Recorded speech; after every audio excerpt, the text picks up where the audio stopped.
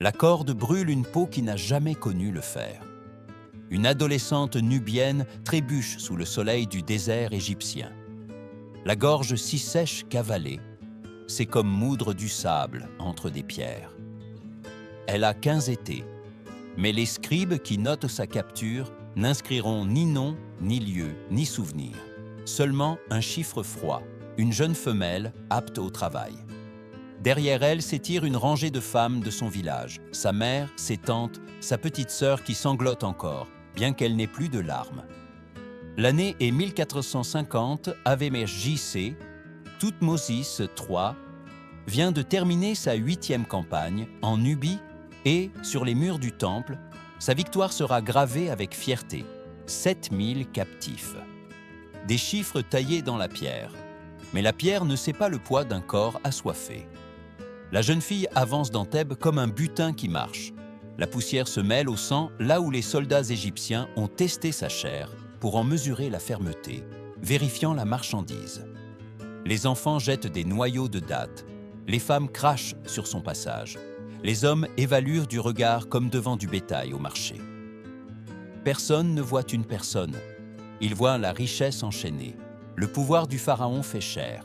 Dans 3 jours, sans le savoir, elle sera vendue à la propriété d'un noble, 40 ans à moudre du grain jusqu'à ce que ses genoux restent bloqués, pliés pour toujours. Elle ne sait pas non plus que la fille née de l'abus du fils de ce noble héritera de son esclavage comme une malédiction inscrite dans le sang. Elle ignore que ses os finiront dans une fosse anonyme, privée d'un au-delà que les Égyptiens considéraient plus important que la vie. Ce qu'elle connaît, c'est la soif, la fatigue et le poids, de comprendre que sa vie libre s'est achevée lorsque le bronze égyptien s'est enfoncé dans les boucliers nubiens. Cela n'apparaît pas dans les livres qui glorifiaient les pyramides et les masques dorés. Derrière chaque trésor se trouvent des femmes asservies dont l'existence a été effacée jusqu'à presque le néant. Une mention sur un reçu fiscal, un squelette présentant un traumatisme répétitif, un bas-relief où des femmes ligotées s'agenouillent devant des pharaons considérés comme grands, tandis que leurs victimes restent anonymes. Des estimations conservatrices indiquent que, sous le Nouvel Empire, jusqu'à 30% de la population était esclave, la majorité étant des femmes. Elles ont tissé le lin des prêtres, moulu le pain quotidien, érigé les monuments que nous admirons aujourd'hui avec leur sang mêlé au mortier. Et l'Égypte n'a pas seulement enchaîné des corps, elle a perfectionné des systèmes pour briser les esprits, effacer les identités et transformer ces femmes en propriétés, de la capture à la mort et au-delà. La guerre en Égypte ancienne n'était pas seulement conquête ou défense, c'était une chasse à l'homme. Chaque expédition militaire équivalait à une caravane d'esclaves qui se traînait derrière les étendards du pharaon. Les tablettes d'Amenhotep II, gravées à Memphis, ne racontent pas seulement des villes soumises ou des lingots d'or confisqués. Elles enregistrent avec une précision mathématique les corps capturés. 3600 femmes Apiou, 15 200 Chassu, 36 300 femmes des cités cananéennes. Ce n'étaient pas des soldats vaincus ni des ennemis armés. C'étaient des mères, des filles, des grands-mères arrachées à leur village, comme des récoltes humaines. L'Égypte avait transformé la guerre en un marché. Les soldats spécialisés balayaient sur les villages après les batailles. Ils ne cherchaient ni or ni armes, mais des ventres. Les femmes étaient préférées, plus faciles à transporter, moins sujettes à se rebeller, plus rentables dans le commerce des esclaves. Les jeunes atteignaient les prix les plus élevés. Les femmes enceintes, un double investissement, 2 vies au prix d'une capture. Les vieilles ou les malades étaient exécutées sur le champ et leur corps laissé en guise d'avertissement. Le processus de sélection suivait un rituel précis et cruel. Les femmes étaient alignées devant les officiers égyptiens, nus sous le soleil, tandis qu'on leur examinait les dents pour calculer l'âge, les muscles pour mesurer la résistance, les seins pour déterminer si elles pourraient allaiter. On les classait par utilité. Servantes domestiques, travailleuses agricoles, concubines, servantes de temple.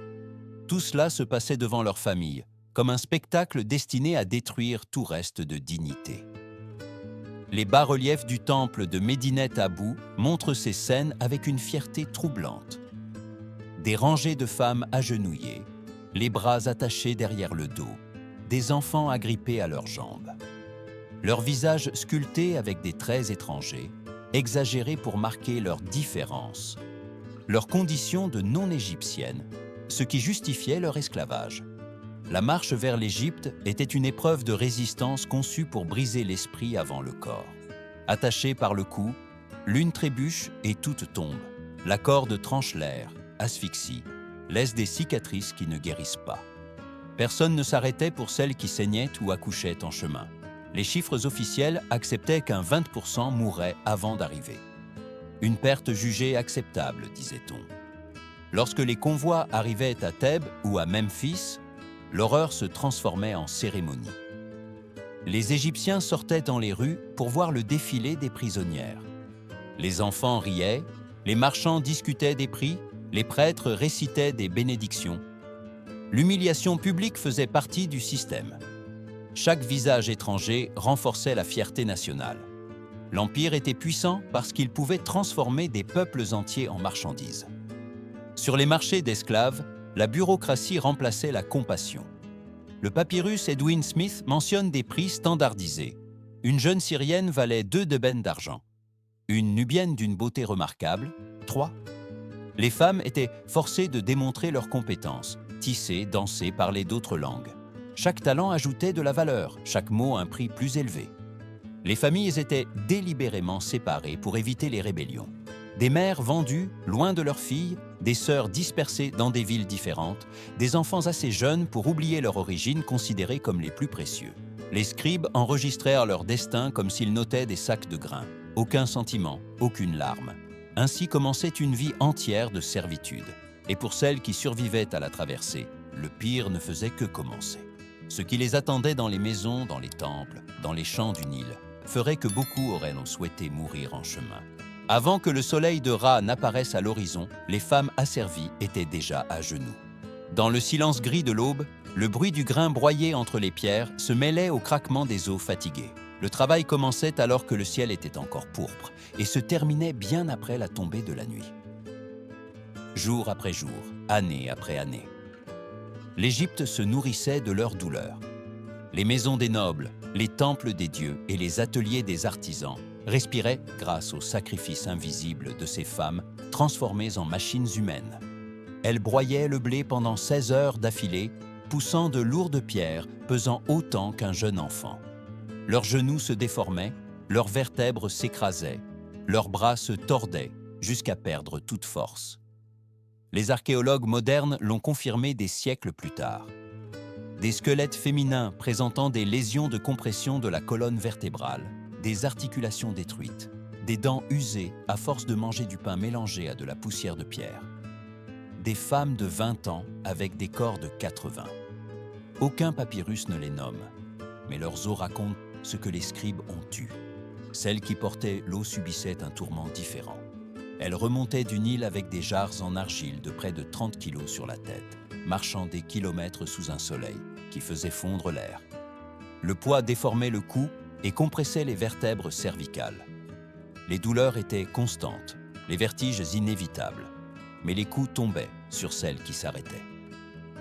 Les peintures des tombes montrent leur corps penché, la tête en avant de façon permanente, comme si le poids était resté gravé dans la chair même après leur mort. Le châtiment était un langage quotidien. Le papyrus de Brooklyn, l'un des plus anciens codes légaux, autorisait les coups de verge ou de fouets en cuir d'hippopotame.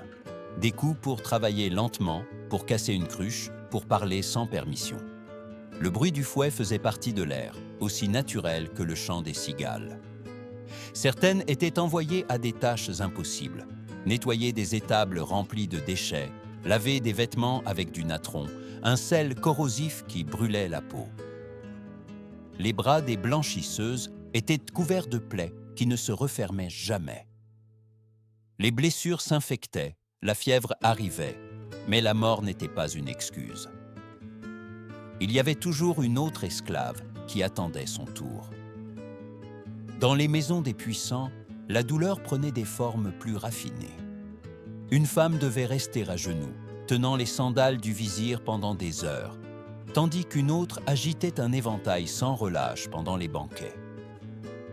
Les tableaux funéraires les montrent immobiles, éternelle, assurant le confort du maître même dans l'au-delà. Aucun sourire, aucun nom, juste des postures de soumission perpétuelle. Le tissage du lin, fierté égyptienne, fut l'une des condamnations les plus cruelles. Pour obtenir les fibres, les femmes battaient le lin sec jusqu'à ce que leurs mains saignent, puis elles le trempaient dans l'urine pour l'assouplir. Les vapeurs les rendaient malades, les plaies s'ouvraient avec l'humidité. Ensuite venait le filage, des rotations infinies du poignet qui brisaient les tendons. Une esclave pouvait mourir après 3 ans de travail. Le propriétaire demandait simplement un remplacement, un nom effacé, une vie remplacée par une autre. Durant les récoltes, elles travaillaient dans les champs du lever au crépuscule. Elles ne pouvaient ni chercher l'ombre ni se reposer, se pencher, ramasser, se pencher à nouveau. Les dos se courbaient pour toujours. Pendant la saison des inondations, elles étaient envoyées dans des carrières ou des mines d'or, des endroits où la vie valait moins qu'une pierre. Là, l'air brûlait les poumons, la poussière aveuglait les yeux et la mort était une libération que personne ne pleurait. Et pourtant, le plus terrible n'était pas la douleur physique, mais la certitude que leur souffrance n'avait pas de témoin. Personne n'écrirait leurs histoires. Personne ne se souviendrait de leur visage. Seul le vent du désert murmurerait leurs noms oubliés. L'Égypte n'a pas seulement enchaîné des corps pour le travail. Elle a aussi enchaîné l'intimité, le désir et la maternité. L'esclavage sexuel était aussi structuré que l'administration des temples ou le commerce du grain. Les tablettes diplomatiques, comme les lettres d'Amarna, décrivent l'échange de femmes comme celui d'or ou de chevaux. Un roi de Babylone se plaignait que les femmes envoyées par le pharaon n'étaient pas assez belles. Un autre monarque offrait sa fille et 300 servantes dans le cadre d'un traité de paix. Dans ces lignes, il n'y avait pas d'humanité, seulement des transactions. Les femmes étaient des tribus qui respiraient. Les harems royaux enveloppés dans le mythe du plaisir étaient en réalité des prisons sacrées. Le titre « ornement du pharaon » n'impliquait pas l'honneur, mais la propriété. Sous Ramsès III, les registres palatiaux comptaient plus de 400 femmes étrangères, classées par origine, syriennes, nubiennes, libyennes, toutes énumérées comme si elles étaient des pièces de collection. Elles ne pouvaient refuser, ne pouvaient choisir. Leur corps était une extension du pouvoir du pharaon. Quand il mourait, elles passaient souvent à son successeur, comme les meubles ou les chevaux. Dans les temples, la violence se déguisait en culte. Les soi-disant musiciennes divines ou servantes de la déesse étaient forcées de fournir des services sexuels lors des fêtes religieuses. À Karnak, le temple de Mout abritait des centaines de femmes étrangères dédiées à cette fonction. Leur corps était tatoué de symboles sacrés, des marques qui les transformaient en propriété du dieu. Même si l'une parvenait à la liberté, ces tatouages la condamnaient. Aucun homme libre ne l'accepterait, aucun prêtre ne l'absoudrait. Elle était une offrande vivante, marquée pour toujours. L'abus s'étendait à tous les niveaux de la société. Tout homme aisé pouvait posséder des esclaves pour son plaisir, sans châtiment ni honte. Des textes comme les instructions de Ptahhotep parlent de l'acte de semer dans de nombreux champs, métaphore agricole qui légitime le viol. Dans un système où la fertilité était un symbole de prospérité, le ventre de l'esclave devenait le terrain du maître. Les enfants nés de ces unions étaient siens de droit, mais esclaves par la loi.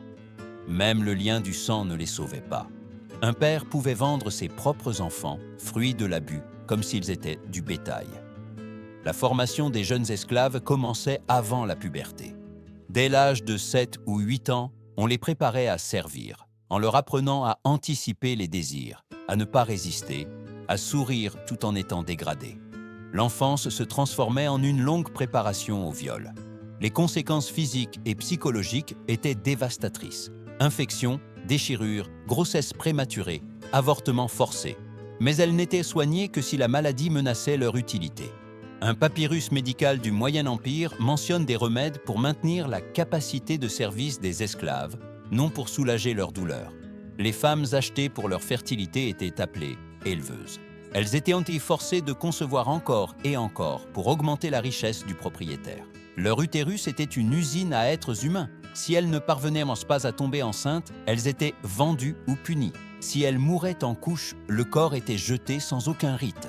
Celles qui survivaient allaitaient les enfants de leur maître à côté des leurs, sans pouvoir les reconnaître comme leurs propres enfants. Le lait qui nourrissait les héritiers égyptiens provenait de seins déchirés par la douleur.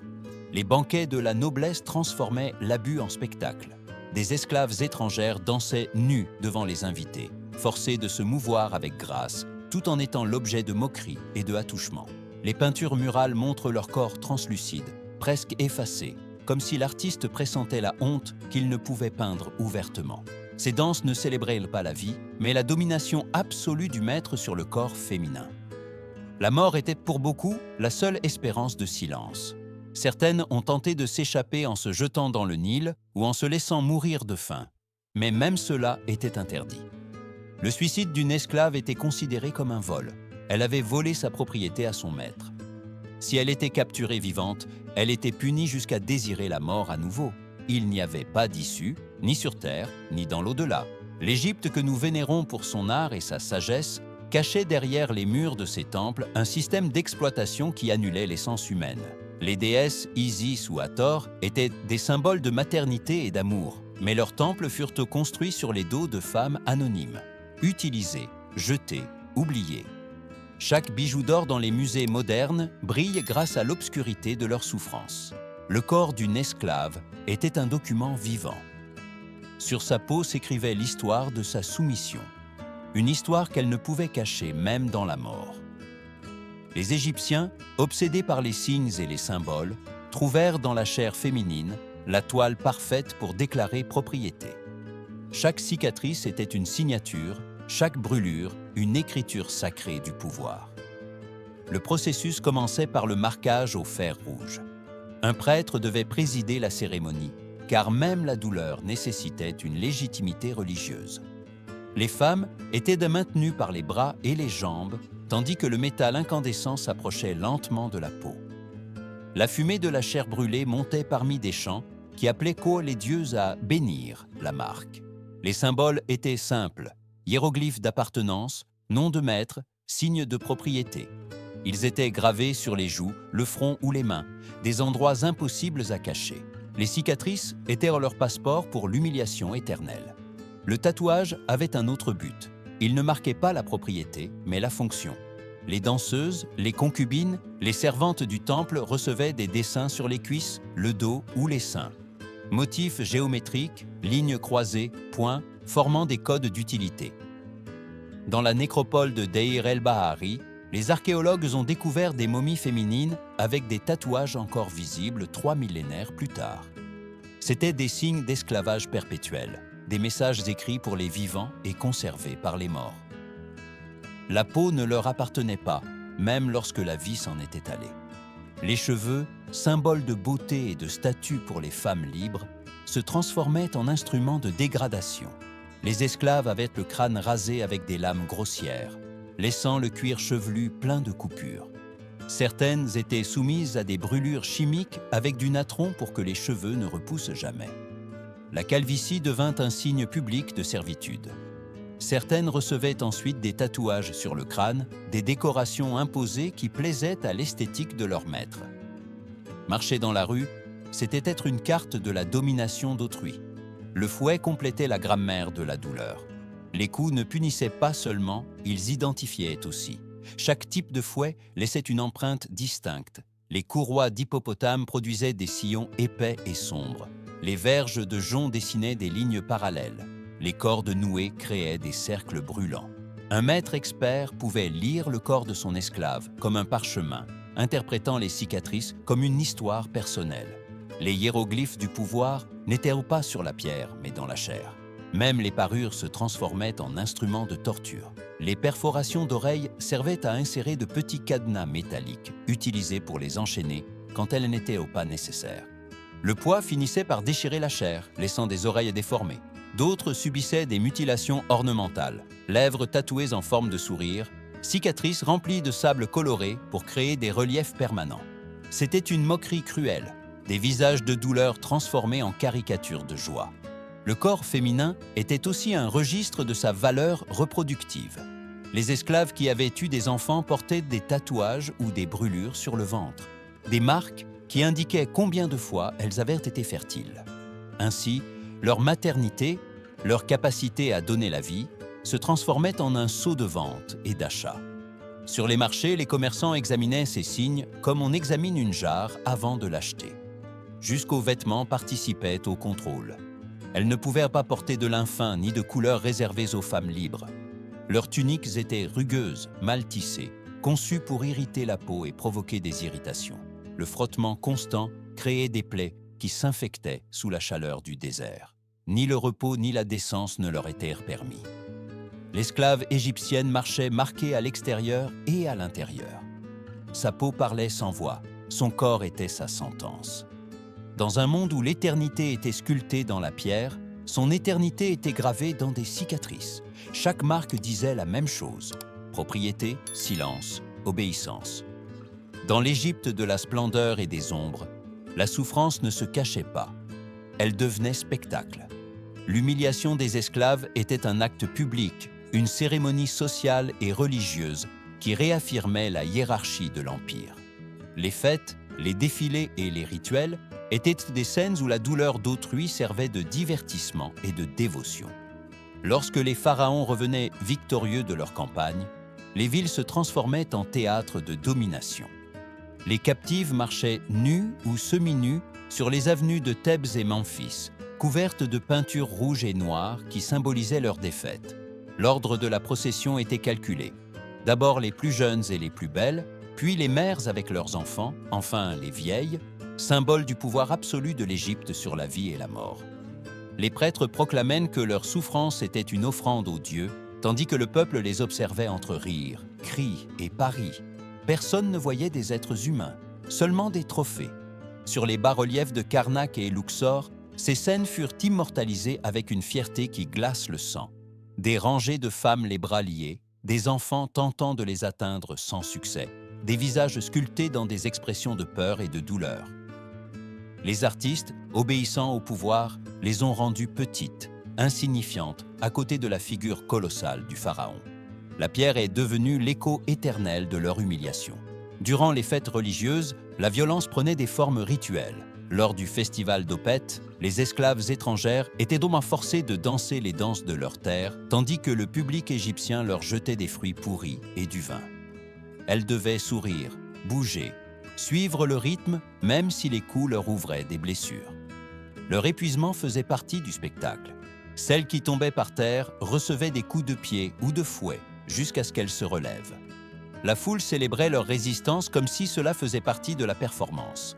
Au festival de l'ivresse, dédié à la déesse Hathor, les esclaves étaient forcés de servir du vin à des prêtres et des nobles ivres, qui les attouchaient et les frappaient sans conséquence. La religion, en théorie sacrée, légitimait le viol. On disait que le plaisir des hommes plaisait à la déesse et que les esclaves devaient remercier l'honneur de participer au rite. Certaines étaient marquées de symboles divins après l'abus, comme si leur corps profané était désormais le temple d'un dieu cruel. Les nobles organisaient des banquets où la douleur devenait compétition. Les esclaves étaient forcés de courir avec des cruches pleines d'eau ou des sacs de grains. La plus lente recevait un coup de fouet. Dans d'autres cas, on les faisait se battre entre elles pour un morceau de pain. Le public pariait, riait, buvait. Les femmes se frappaient avec désespoir, sachant que la perdante passerait la nuit enchaînée et sans nourriture. Gagner signifiait survivre un jour de plus. La naissance d'un enfant esclave pouvait aussi se transformer en spectacle. Dans les maisons riches, la femme accouchait dans la cour, entourée de maîtres et de serviteurs. Les invités observaient de ses cris, commentaient la force du nouveau-né, pariaient sur son sexe. Si le bébé semblait faible, on le jetait. Si fort, on célébrait une nouvelle propriété pour la maison. La vie et la mort transformées en paris domestiques. Dans les temples, les esclaves étaient utilisés comme offrandes vivantes. Pendant les cérémonies de fertilité, elles devaient s'allonger sur le sol et être bénies par des prêtres qui simulaient labourer le champ sacré avec leur corps. Les femmes pleuraient, le public applaudissait. On croyait que leur humiliation apporterait l'abondance au Nil. La cruauté se déguisait en dévotion et la religion justifiait tout ce que le cœur humain aurait dû rejeter. Les enfants égyptiens assistaient à ces actes dès leur plus jeune âge. Ils apprenaient que la souffrance d'autrui était un divertissement, que la douleur était un châtiment juste pour les étrangers, que l'esclavage était naturel. Ainsi se perpétuait le cycle. L'Empire n'esclavagisait pas seulement des corps, il éduquait aussi les consciences à ne pas ressentir de honte face à l'horreur. Et quand la mort arrivait, le spectacle ne se terminait pas. Les cadavres des esclaves exécutés étaient exposés sur les places, avec des postures grotesques et des corps non couverts, jusqu'à ce que la putréfaction oblige à les enterrer dans des fosses communes. Même dans la mort, elles n'avaient pas droit au silence. Le divertissement devait continuer. Pour les femmes esclaves d'Égypte, mourir ne signifiait pas la fin de la souffrance. Dans une civilisation obsédée par la vie après la mort, elles furent condamnées au néant. Les Égyptiens libres passaient toute leur existence à se préparer pour l'au-delà. Ils commandaient des sarcophages, des amulettes, des parfums, des prières. Les esclaves, en revanche, mouraient sans nom, sans rite, sans tombe. Leur mort n'était qu'une formalité, une note dans un inventaire. La femme syrienne appelée petite est morte. Un remplacement est demandé. 30 ans de servitude réduisent à une ligne écrite à l'encre froide. Les corps des esclaves étaient jetés dans des fosses communes dans les déserts ou près des carrières. Il n'y avait ni lamentation ni prêtre. Le vent du Nil couvrait leurs restes de sable. Les chacals complétèrent la tâche. Certaines étaient enterrées vivantes aux côtés de leurs maîtres, forcées de les servir dans l'au-delà. Les archéologues ont découvert des squelettes féminins avec le cou brisé ou des marques d'étranglement, disposés à genoux près des momies des nobles.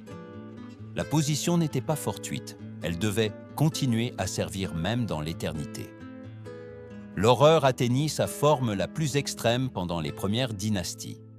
À Abydos, vers 3000 AVJ, le roi Djer fut enseveli avec plus de 300 jeunes femmes. Elles ne moururent ni par choix ni par dévotion. Elles furent rituellement sacrifiées pour l'accompagner dans la tombe. Certaines furent empoisonnées, d'autres étranglées avec des cordes, d'autres égorgées. Elles furent placées en rang parfait, vêtues et parées, comme si elles dormaient. Elles mouraient en croyant que leur destin était sacré, car on leur avait fait croire. La foi fut la dernière chaîne.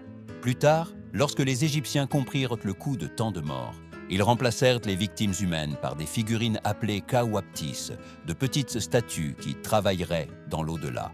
Mais l'idée restait la même dans la mort, quelqu'un devait servir. Certaines esclaves mortes étaient momifiées de manière rudimentaire et gardées dans des entrepôts jusqu'à la mort de leur maître. Des années plus tard, leur corps était introduit dans la tombe du Seigneur, comme si elles étaient encore vivantes. Les textes funéraires mentionnent des enchantements pour contrôler ces esprits serviteurs. On y ordonnait que les âmes des esclaves ne se reposent jamais, qu'elles travaillent éternellement sans se rebeller. L'enfer égyptien n'était pas un lieu de châtiment, mais un champ de travail perpétuel. Même la mort ne libérait pas. La négation de l'enterrement était la forme la plus cruelle de châtiment spirituel. Selon la croyance égyptienne, celui qui ne recevait pas les rites appropriés ne pouvait pas traverser le royaume d'Osiris. Sans momification, l'âme restait piégée entre le sable et l'obscurité. Ainsi, refuser les funérailles aux esclaves équivalait à les condamner à l'oubli éternel. C'était une façon d'effacer leur existence du monde des vivants et de celui des morts. Certaines mouraient lors des accouchements forcés, d'autres par épuisement ou maladie. Leurs corps étaient là brûlés, considérés comme impurs pour n'avoir pas rempli leur fonction de produire de nouvelles propriétés. Les flammes dévoraient leurs restes et la fumée montait sans prière. Personne ne recueillait leurs cendres. D'autres étaient simplement abandonnées lorsqu'elles vieillissaient ou tombaient malades. On les enfermait dans des entrepôts scellés ou on les laissait dans le désert mourir de faim. Les os retrouvés dans les sables d'Amarna montrent des coupures sur les vertèbres du cou, des signes d'égorgement net, l'acte de miséricorde avec lequel les maîtres se débarrassaient des esclaves inutiles. L'économie dictait la compassion. Durant les crises ou les épidémies, les propriétaires ordonnaient des exécutions massives pour réduire les dépenses. Des fosses remplies de squelettes féminins montrent des corps empilés, certains avec des signes de violence, d'autres d'empoisonnement. Les mères voyaient mourir leurs filles. Les filles voyaient dévorer les corps de leurs mères. Il n'y avait pas assez de larmes pour laver une telle horreur. Et pourtant, le plus terrible était la conscience du destin. Les femmes esclaves savaient que mourir signifiait disparaître, que leur corps serait la nourriture du désert, que leurs âmes n'atteindraient jamais le champ de roseaux où les Égyptiens rêvaient l'éternité. Elles servaient dans des temples où les chats étaient momifiés avec de l'or, tandis qu'elles étaient jetées comme des ordures. Elles servaient des maîtres qui construisaient des tombes plus grandes que des palais, sachant qu'elles n'auraient jamais une pierre avec leur nom. Leurs os retrouvés des milliers d'années plus tard parlent sans mots. Épines déformées, genoux fusionnés, dents usées. Chaque fracture raconte un siècle de silence.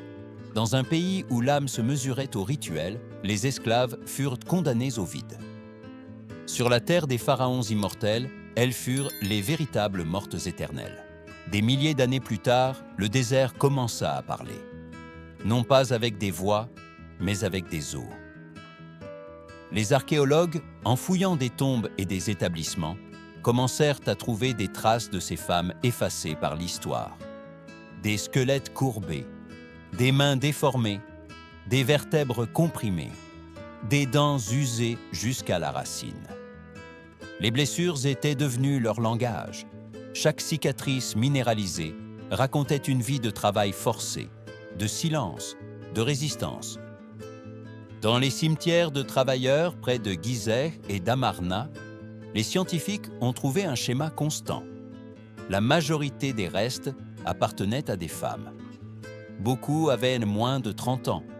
Les fractures mal guéries, les os usés, les signes de malnutrition chronique montraient l'ampleur du sacrifice que l'histoire officielle avait tenté d'effacer. Les pyramides, les temples, les statues colossales n'ont pas été érigées uniquement par des ouvriers masculins, mais aussi par des femmes esclaves, invisibles dans les récits, mais présentes dans les preuves. Pendant des siècles, l'égyptologie a préféré regarder ailleurs. Les musées exposaient des bijoux et des sarcophages, mais ne mentionnaient pas les mains qui les avaient fabriqués. Les documentaires célébraient l'ingénierie des pyramides, sans parler des dos brisés qui en avaient porté les pierres. L'histoire a glorifié les pharaons et oublié les femmes qui les avaient rendus immortels. Ce n'est qu'au cours des dernières décennies, avec la science médico-légale et l'archéologie moderne, que ces voix enterrées ont commencé à être entendues. Chaque analyse d'ADN, chaque étude chimique du mortier, chaque microfissure examinée au microscope révèle la même chose. Derrière l'or et la grandeur, il y a eu de la douleur. Le sang humain trouvé dans le mortier des pyramides, les marques de chaînes sur les os, les fibres de lin teintes de sueur féminine, sont des témoignages que ni le temps ni le sable n'ont pu faire taire. Et alors surgit une question inévitable. Comment devons-nous regarder ces monuments maintenant ? Pouvons-nous continuer à les admirer sans reconnaître le prix humain qui les a rendus possibles ? Peut-être que la véritable grandeur de l'Égypte ne réside pas dans sa pierre, mais dans la résistance silencieuse des femmes qui l'ont soutenue, celles qui sont mortes sans nom, mais qui, aujourd'hui encore, parlent depuis la terre avec un message plus puissant que n'importe quel hiéroglyphe. J'ai existé, j'ai souffert, et ma douleur a bâti votre éternité. Chaque touriste qui contemple la Grande Pyramide devrait imaginer les mains féminines qui ont mélangé la boue, les dos qui ont traîné les blocs, les pieds nus qui ont saigné sur le sable ardent. Il devrait ressentir l'écho de ces voix invisibles dans le vent du désert. Car sans elles, l'Égypte n'aurait pas brillé. Sans elles, il n'y aurait pas eu de pharaon, ni de temple, ni de mythe d'immortalité. Aujourd'hui, en regardant les musées et en voyant les trésors dorés, nous devons nous rappeler que chaque bijou resplendit de la lumière de milliers de vies éteintes.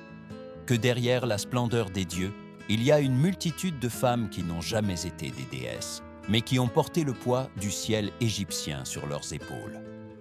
Le temps, finalement, leur offre justice. Non pas la justice des tribunaux, mais celle de la mémoire. Dans le sable, où tout semblait perdu, leurs os se dressent comme des témoignages contre l'oubli. Elles, qui furent réduites au silence par l'épée, par le fouet et par l'histoire, sont aujourd'hui à nouveau entendues. Et maintenant, face à leur histoire, la question nous revient. Qu'avons-nous appris de la souffrance humaine ? Combien de fois continuons-nous à bâtir notre prospérité sur la douleur de ceux qui n'ont pas de voix? L'écho de l'Égypte nous oblige à regarder le présent. La violence et l'injustice ne sont pas des reliques du passé. Elles continuent de respirer parmi nous. Partagez ce que vous ressentez. Exprimez votre pensée. Que pensez-vous de cette histoire de pouvoir, d'esclavage et de silence? Croyez-vous que l'humanité ait appris quelque chose? Votre voix, aujourd'hui, peut leur rendre un peu de la dignité qui leur a été arrachée.